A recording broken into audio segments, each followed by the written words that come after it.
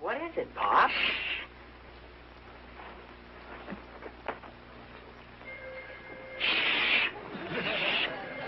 I'll get it, Junior. It's Mrs. Cohen. Holy smokes, she's coming here. Hi.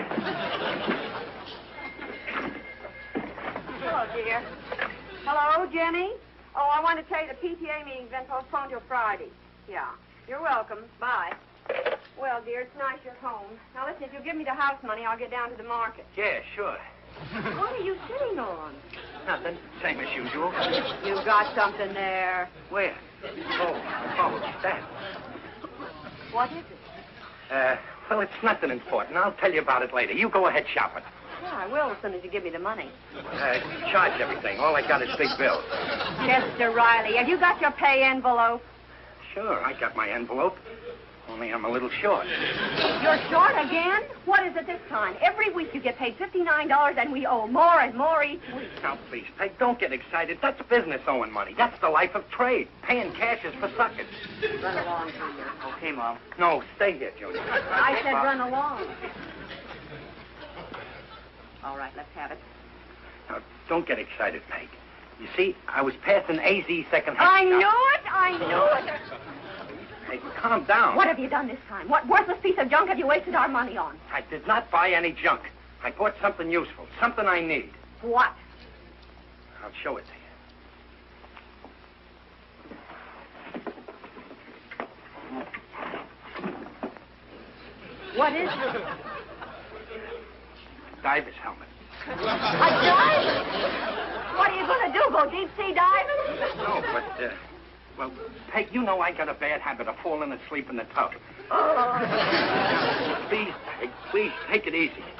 It's a good buy. It hardly leaks. No man in his right mind would buy a diver's helmet to wear in the bathtub. Well, Peg, I was only kidding. I didn't buy it to wear in the tub. I bought it for something sensible. Something sensible? What? For the bees. Bees! Don't yell, Peg. I got it to protect my face from the bees I ordered.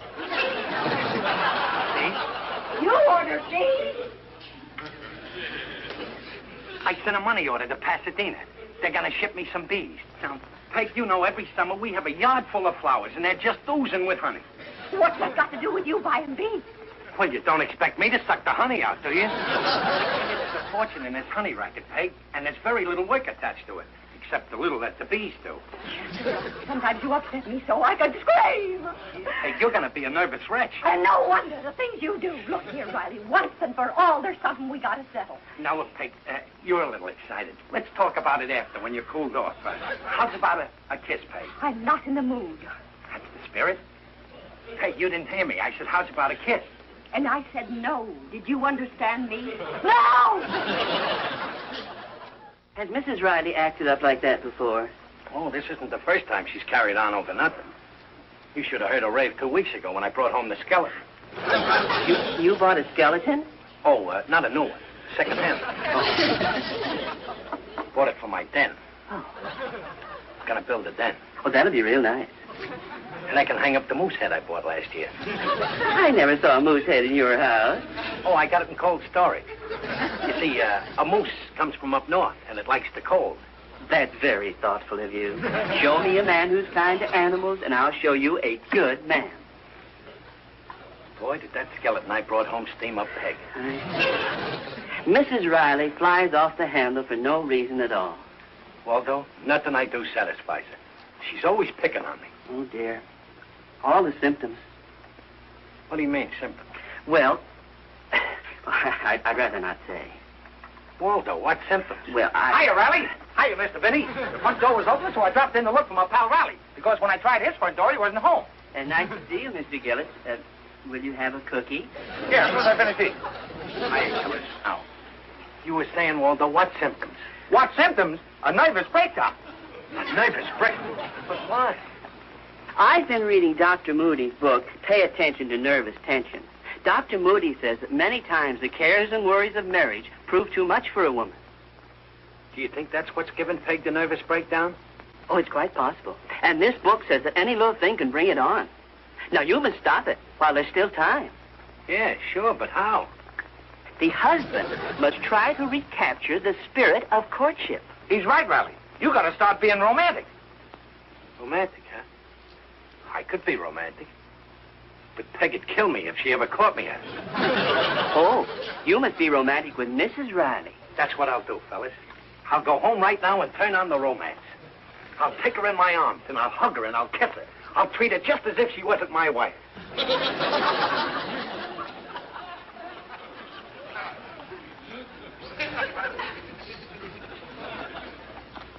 Peggy! Oh, Peggy! Where are you? Where are you, Peggy? Peggy! Here I am. Where you been all afternoon? My darling, my darling. What? Come into my arms. Let me hold you close. But will you're joking. Kiss me. Riley, let me go. I'll never let you go. Come into my arms and kiss me. Listen, quit this, will you? I'm tired. I've been scrubbing pots. I know. And I want to take you away from all this. What are you talking about? Oh, sweetheart, there's been something I've wanted to tell you for a long time. I love you. Riley, the children. Yes, we'll have two. A boy and a girl. You'll have to. We got two right now. What's gotten into you? You going out of your mind? Don't excite your little head, Dumpling. I just wanted to hold you in my arms. Close, my own sweet, little, precious life pocket. Listen, I haven't got time for this silly nonsense. I've got a pot to scrub. Fellas, she's more nervouser than ever. Don't worry, pal. We ain't quitting. For 17 years, she's been a good mother and a wonderful wife. Whenever anything went wrong, she was always standing alongside of me, smiling and trying to buck me up. She's a fine woman, your wife. A gem. That's right. I didn't appreciate it, that's all. Now, don't start getting a guilt complex. No, it's true. I was selfish, always doing things for myself, never caring about her. While she was being a wonderful wife, I was behaving like a husband. How low can a man sink? Yes, so many married men behave like husbands. But I'm reforming. Do you hear me? I'm reforming. If my poor Peg pulls through this, I'll never give her another worry in this world. I take an oath. You're right, pal. And we're with you. We got to help your poor wife to be happy, like she was before she knew you. In this book, Dr. Moody says, keep the patient cheerful, make her laugh. Is she ticklish, Riley? And above all, keep unpleasant news away from her. See to it that she don't listen to any of that scary stuff on the radio. Take the tubes out of the set. Fine. And there's always a lot of depressing news in the papers. Yeah, get the newspapers first and cut out all the grim stuff. Fine. That's what I'll do. I'll go home right now and start in. Waldo, you keep reading that book. I might need more advice. Wife hits husband with bricks. Marriage on the rocks.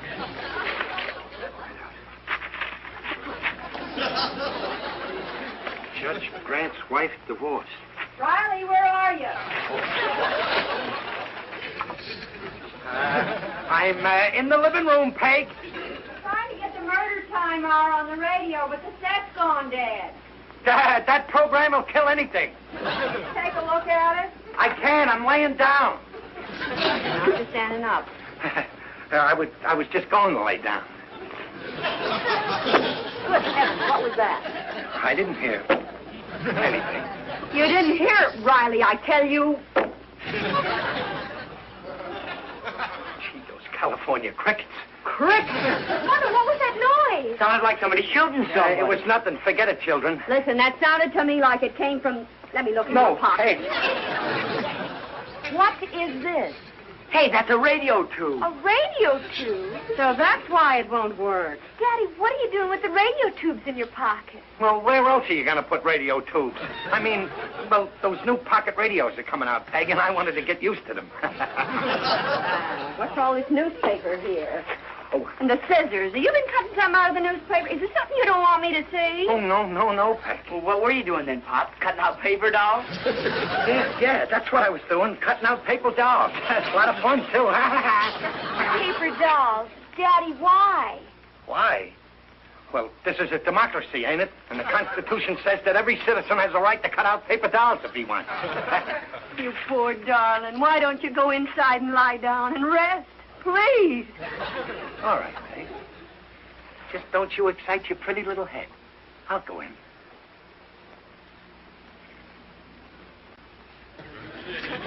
Dumpling.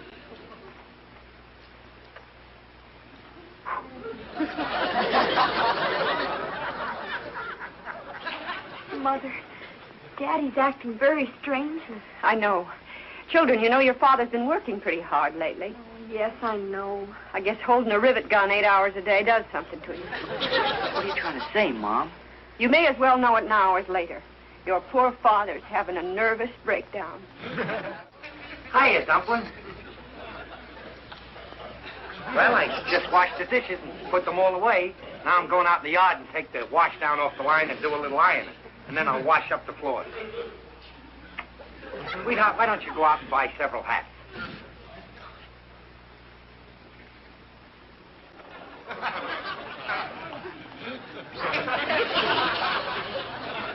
The poor thing's raving.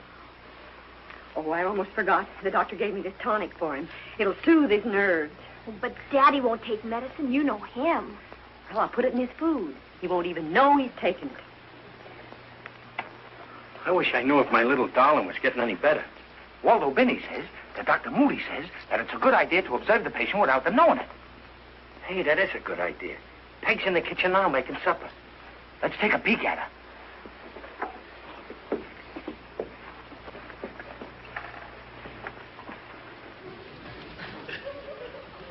I see her.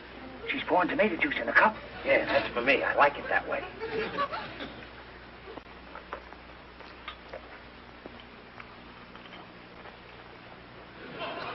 What is that she's taking out of the bottle? It's full of black stuff.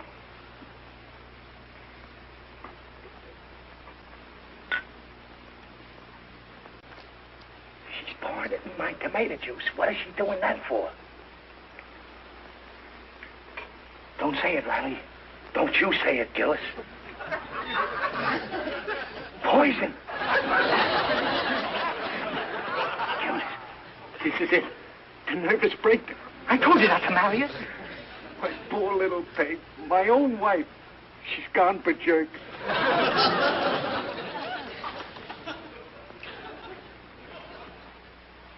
Riley, dear, is anything wrong? Wrong? What could be wrong? Well, then drink your tomato juice. I don't want any. But, dear, I seasoned it just the way you like it. I think it's a little too highly seasoned for my taste. But, Daddy, you didn't even taste it. I don't want any. Go on, dear. Take a sip just to satisfy me. A sip would satisfy you? I don't want any. I don't want anything. But, dear, you've got to eat. Here, how about a bowl of nice hot soup? Soup? It's got a funny color. What's in it? Oh, potatoes and parsnips. Other things. I don't want it. I don't want anything. But, Daddy, you like potatoes and parsnips. Yeah, but I don't like the other thing. Riley, dear, something's bothering you. Tell me, what is it? What makes you so unhappy? Unhappy? Me?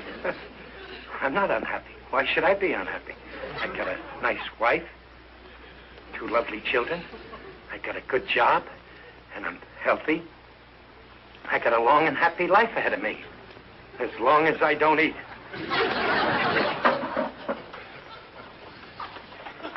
What'll I do, Gillis?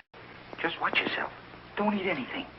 Eating's a habit I can't break myself of. I'm starving. I haven't had any supper. Maybe there's something in the icebox that would be safe to eat. Hey, let's look. Hey, this your custard. Hank makes this for the kids. That ought to be okay. Sure. I'm starving. I could eat anything. Give me a spoon. Here's a spoon.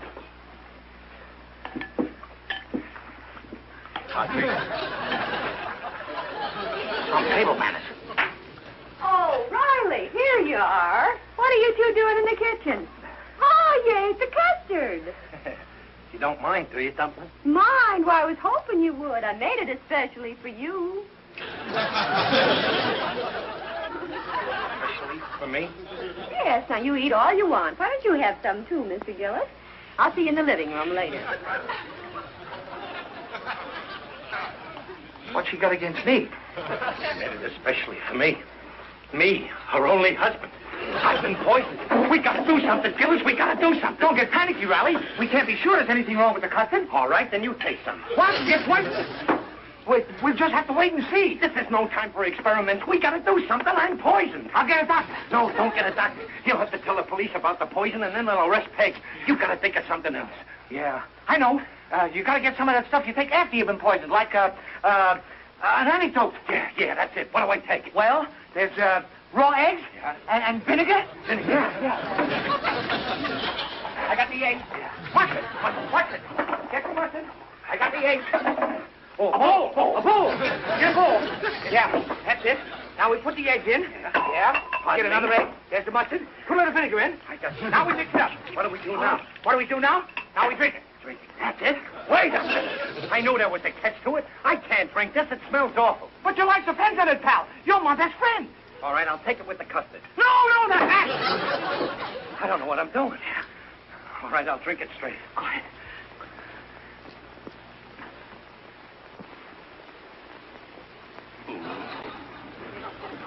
Riley! Riley, are you all right? Are you all right, Riley?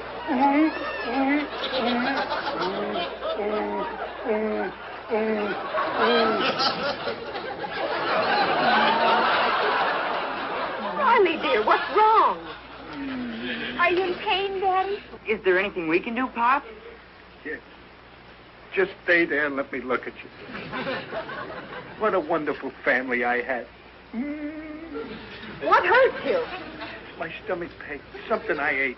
But you didn't eat anything. I ate something. But don't worry, Dumpling. Don't be scared. The police will never force me to testify against you, whether I live or not.